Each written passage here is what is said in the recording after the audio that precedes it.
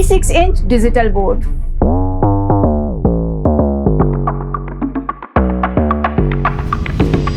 Hello teachers and creators, welcome back to my channel Texcords. आज के video में मैं आपको बताने वाली हूँ AIVoft 86 इंच डिजिटल बोर्ड का फुल डेमो। इस डिजिटल बोर्ड के अंदर आपको क्या क्या फीचर्स मिलने वाले हैं और जब आप ये डिजिटल बोर्ड परचेज करते हैं तो आपको किन किन चीज़ों का ध्यान रखना है। डिजिटल बोर्ड के साथ साथ अगर आपको AIVoft का PTZ कैमरा, AIVoft का customised lighting solution, mic, speaker, sound proofing या फिर स्टूडियो सेटअप से रिलेटेड किसी भी इक्विपमेंट की रिक्वायरमेंट होती है तो एड्यूस्कॉर्ड्स आपको हेल्प करता है आपके बेस्ट स्टूडियो सेटअप करने में। तो अगर आपको इसकी रिक्वायरमेंट है तो दिए गए नंबर पर हमसे कनेक्ट कर सकते हैं। चलिए, तो सबसे पहले मैं आपको बताती हूँ इसकी टेक्निकल स्पेसिफिकेशन। ये डिजिटल बोर्ड में आपको 8 GB रैम मिलती है, 128 GB रोम मिलती है। इसकी अगर मैं ऑपरेटिंग सिस्टम की बात करूँ तो इसमें आपको Android 13 मिलता है। इसी के साथ इसमें आपको 4K रिजोल्यूशन मिलता है। इसकी अगर मैं डिस्प्ले की बात करूँ वो एंटी ग्लेयर होती है। इसी के साथ आपको इसमें 3 ईयर की वारंटी मिलती है। अब ये समझते हैं कि अगर एक टीचर डिजिटल बोर्ड परचेज करने जाता है तो उन्हें किन किन चीज़ों का ध्यान रखना चाहिए एक डिजिटल बोर्ड परचेज करते टाइम। सबसे फर्स्ट जो है वो है राइटिंग एक्सपीरियंस। जब भी टीचर डिजिटल बोर्ड परचेज करते हैं तो उन्हें पढ़ाने के लिए परचेज करना रहता है, जिसमें सबसे मेन चीज़ होती है या सबसे ज़्यादा उनको जो काम होता है वो होता है लिखने का। तो जब भी टीचर लिखे तो राइटिंग एक्सपीरियंस अच्छा होना चाहिए। देखिए, जैसे कि मैं लिख रही हूँ, कहीं भी मेरा डिजिटल बोर्ड लैग नहीं कर रहा है।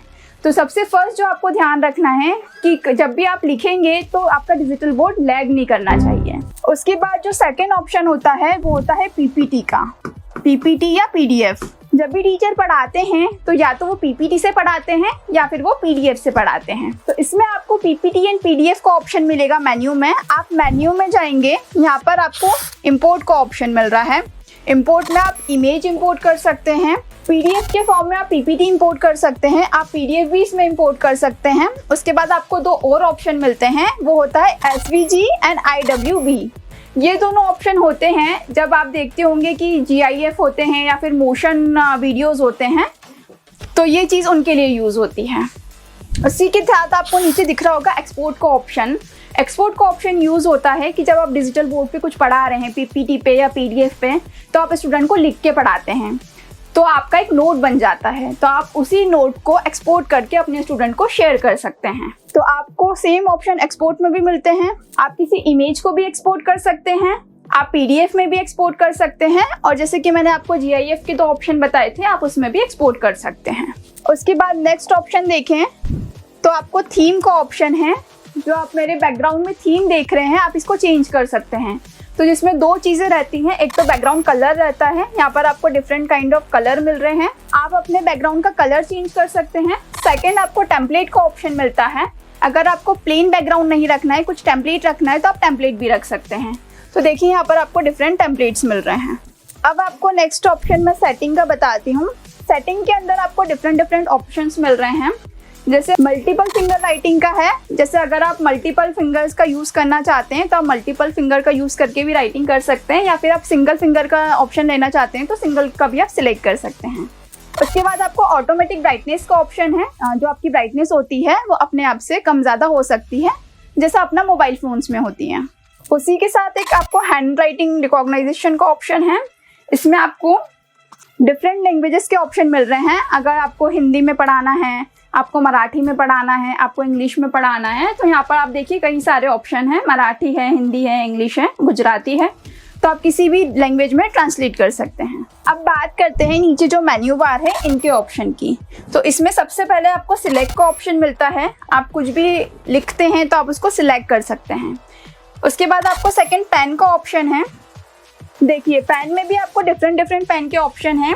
एक ये वाला है, एक ये ब्रश है, इसके बाद आपको स्मार्ट राइट का ऑप्शन है। उसके बाद आपको एक ही वाला जो ऑप्शन रहता है कि अगर आप डिफरेंट कुछ शेप्स बनाते हैं तो वो शेप आपके इसमें रिकॉग्नाइज हो जाते हैं। उसके बाद आप अपना कलर चेंज कर सकते हैं, जैसे कि मैं आपको लिख के बताती हूँ। यहाँ पर मैंने टीचर लिखा, नाउ मैंने इसे सिलेक्ट किया। अब अगर मुझे इसका कलर चेंज करना है तो मैं इसे चेंज कर सकती हूँ। इसके लिए आपको यहाँ पर कलर का ऑप्शन मिल रहा है। यहाँ पर आप डिफरेंट कलर सिलेक्ट कर सकते हैं। इसी के साथ आपको स्मार्ट राइट का ऑप्शन भी दिख रहा है। अगर आप स्मार्ट राइट पे क्लिक करते हैं तो ये जो आपने लिखा हुआ है वो स्मार्ट राइट में चेंज हो जाता है।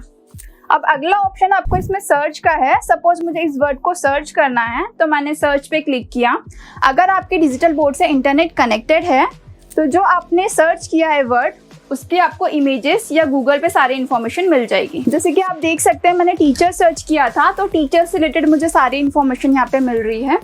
अब अगर मुझे इमेज चाहिए तो देखिए यहाँ पे मुझे इमेजेस मिल रही हैं। इसमें बहुत एक अच्छा ऑप्शन है कि अगर आपको इमेज को क्रॉप करना है तो आप इसके इमेज को क्रॉप भी कर सकते हैं। उसके लिए मैं आपको बताती हूँ।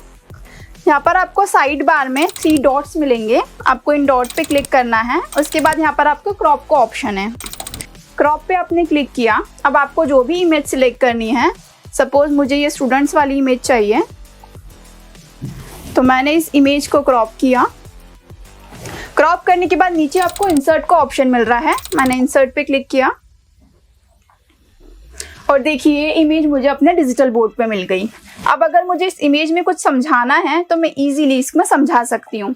अगर मुझे इसमें कुछ लिख के समझाना है तो मैं लिख के भी समझा सकती हूँ। उसके लिए मुझे अगेन पेन सिलेक्ट करना रहेगा। अब मुझे इसमें जो भी लिख के समझाना है मैं इजीली कर सकती हूँ। देखिए डिजिटल बोर्ड पे पढ़ाने का मेन मोटिव टीचर्स का ये होना चाहिए जब वो डिजिटल बोर्ड परचेज करते हैं कि उनके लिए इजी टू यूज़ हो, उनको यूज़ करने में प्रॉब्लम ना आए। तो ऐसे ही हम लोग और फीचर्स देखते हैं इसके कि हमें और क्या क्या फीचर्स मिल रहे हैं। यहाँ पे आपको इरेज का ऑप्शन है। अगर आपने जो भी लिखा है वो आप इरेज करना चाहते हैं तो आप इरेजर की हेल्प से इरेज कर सकते हैं। उसके बाद क्लीन ऑल का ऑप्शन है। अगर आप क्लीन ऑल पे क्लिक करते हैं तो आपके डिजिटल बोर्ड पे जितना भी लिखा हुआ है वो सारा क्लियर हो जाएगा। इसके बाद जो हमको नेक्स्ट ऑप्शन मिल रहा है वो है रूलर का, जिसमें आपको ज्योमेट्रिक टूल्स मिलते हैं। सपोज मुझे स्केल का यूज़ करना है तो मैंने स्केल सिलेक्ट करी, मैं इससे इजीली लाइन ड्रॉ कर सकती हूँ। ऐसे ही आप डिफरेंट ऑप्शन इसमें यूज़ कर सकते हैं। जैसे कि आप देख रहे हैं यहाँ पर आपको और भी ऑप्शंस मिल रहे हैं। नाउ नेक्स्ट ऑप्शन शेप्स का है। यहाँ पर मैं 2D एंड 3D शेप्स का यूज़ कर सकती हूँ। तो मुझे यहाँ पे नीचे पहले कलर्स मिल रहे हैं कि मुझे किस कलर में शेप ड्रॉ करना है। जैसे मुझे रेड में करना है तो मैंने रेड सिलेक्ट किया, देन मैंने एक शेप पिक किया। तो इस टाइप से आप डिफरेंट कलर्स चूज़ करके अपने शेप ड्रॉ कर सकते हैं। उसके बाद नेक्स्ट ऑप्शन पे जाती हूँ जो है पार्टीशन का ऑप्शन। तो यहाँ मुझे 3 पार्टीशन के ऑप्शन मिल रहे हैं, 2 पार्टीशन, 3 पार्टीशन एंड 4 पार्टीशन। अगर मुझे इस बोर्ड को 2 पार्ट में डिवाइड करना है तो मैं 2P पे सिलेक्ट करूंगी। अगर मुझे 3 पार्टीशन में डिवाइड करना है तो 3P पे आपको सिलेक्ट करना है। और अगर आप 4 पार्टीशन में करना है तो 4 पार्टीशन में आपको, सपोज मैंने 4 पार्टीशन में सिलेक्ट किया तो देखिए मेरा डिजिटल बोर्ड 4 पार्ट में सिलेक्ट हो गया है। अब अगर मैं 4 टॉपिक एक साथ समझाना चाहूँ तो मैं यहाँ पे 4 टॉपिक समझा सकती हूँ। अब नेक्स्ट ऑप्शन मुझे मिल रहा है टेबल का। सपोज मुझे स्टूडेंट को टेबल के थ्रू कुछ समझाना है तो मैं यहाँ पे टेबल सिलेक्ट कर सकती हूँ। टेबल में मुझे ऑप्शन मिल रहा है कि मुझे कितने बॉक्सेस की टेबल चाहिए। अभी मुझे यहाँ ऑलरेडी 4 बॉक्स सिलेक्टेड है। अब अगर मैं इसे बढ़ाना चाहती हूँ तो मैं इसे इंक्रीज कर सकती हूँ। उसके बाद मुझे इसके बाद इंसर्ट का ऑप्शन है, आपको इंसर्ट करना रहेगा। यहाँ मैं टॉपिक वाइज लिख रही हूँ। अगर जो बॉक्स है उससे आप ज़्यादा लिखते हैं तो वो अपने आप एक्सपांड हो जाता है। इस तरीके से आप टेबल का यूज़ कर सकते हैं। उसके बाद नेक्स्ट ऑप्शन माइंड मैप का है। यहाँ पर आप माइंड मैप के थ्रू समझा सकते हैं। सपोज आप एक सब्जेक्ट पढ़ा रहे हैं जो है मैथ्स। मैथ्स में आपके कुछ टॉपिक्स हैं जैसे एडिशन, नेक्स्ट है सब्सट्रैक्शन एंड थर्ड है मल्टीप्लिकेशन। अब मुझे इस टॉपिक के भी सब टॉपिक बनाने हैं तो मैं वो भी बना सकती हूँ। यहाँ पे मुझे प्लस का ऑप्शन है। एक्सरसाइज 1, एक्सरसाइज 2, इस तरीके से मैं माइंड मैप का यूज कर सकती हूँ। नेक्स्ट ऑप्शन है स्टिकी नोट्स का। अगर आपको कुछ नोट्स बना के रखने हैं तो उसके लिए आप ये यूज़ कर सकते हैं। सपोज मेरी मीटिंग है 5 बजे, तो ये लिख के मैंने ओके किया, ये मेरा नोट बन के रखा गया है। तो जब भी मेरा काम कंप्लीट होगा तो मैं नोट के थ्रू देख सकती हूँ कि मैंने क्या नोट में लिखा हुआ था। नेक्स्ट आपको मोर का ऑप्शन है जिसमें आपको डिफरेंट ऑप्शंस मिल रहे हैं।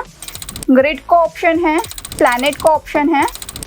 मैं प्लैनेट पे जाऊँ तो यहाँ पे आप प्लैनेट के थ्रू समझा सकते हैं। इसमें यहाँ लिख भी सकती हूँ, सपोज मुझे समझाना है ये सन है, ये मर्क्यूरी है, तो आप ऐसा लिख के समझा सकते हैं। इसी में नेक्स्ट ऑप्शन फॉर्मूला का है। यहाँ पर आप अगर आप मैथ्स पढ़ाते हैं तो आप फॉर्मूले इसका यूज़ कर सकते हैं इसमें। नाउ नेक्स्ट ऑप्शन आपको मिलेगा एक्टिविटीज़ का। अगर आप छोटे बच्चों को पढ़ा रहे हैं तो आप इन एक्टिविटीज़ का यूज़ करके उनको पढ़ा सकते हैं। यहाँ पर आपको डिफरेंट एक्टिविटीज़ मिल जाएंगी। नाउ नेक्स्ट ऑप्शन आपको सर्च का है, जो मैं ऑलरेडी बता चुकी हूँ कि अगर आपको कुछ सर्च करना है तो आप सर्च कर सकते हैं। अगर आपको पिक्चर सर्च करना है, कुछ इमेज सर्च करना है तो आप इमेज भी सर्च कर सकते हैं। और अगर आपको कुछ वीडियो सर्च करना है यूट्यूब पे तो आप वीडियो में जाके कोई भी वीडियो सर्च कर सकते हैं। उसके बाद नेक्स्ट ऑप्शन यहाँ पे अंडू एंड रीडू का है। अगर आप अंडू या रीडू करना चाहते हैं तो आप वो कर सकते हैं। उसके बाद आपको यहाँ छोटा मेन्यू बार दिख रहा है, इसमें आपको 4 ऑप्शन मिलेंगे। एक ऐड का ऑप्शन है, अगर आप इसमें कुछ पेज ऐड करना चाहते हैं तो इस पर क्लिक करके आप कोई भी पेज ऐड कर सकते हैं। उसके बाद आपको प्रीवियस का ऑप्शन है कि इसके पहले आपका कौन सा पेज ओपन था, वो प्रीवियस पे क्लिक करके आप देख सकते हैं। उसके बाद आपको नेक्स्ट का ऑप्शन है, नेक्स्ट के ऑप्शन पे आप नेक्स्ट पेज पे जा सकते हैं। उसके बाद एक बहुत ही अच्छा ऑप्शन है जो है शेयर का। जैसे कि आप यहाँ पे देख सकते हैं कि अगर आपने डिजिटल बोर्ड पे कुछ पढ़ाया है और वो नोट आपको आपके स्टूडेंट को शेयर करना है तो आप शेयर पे क्लिक करेंगे तो आपको एक QR कोड मिलेगा। ये QR कोड स्टूडेंट अपने मोबाइल से स्कैन कर सकते हैं और वो स्कैन करके जो भी आपका मटेरियल है वो स्टूडेंट के मोबाइल में इजीली चला जाता है। तो ये थे डिजिटल बोर्ड के कुछ अच्छे ऑप्शंस जो मैंने आपको अभी बताएं डिटेल में।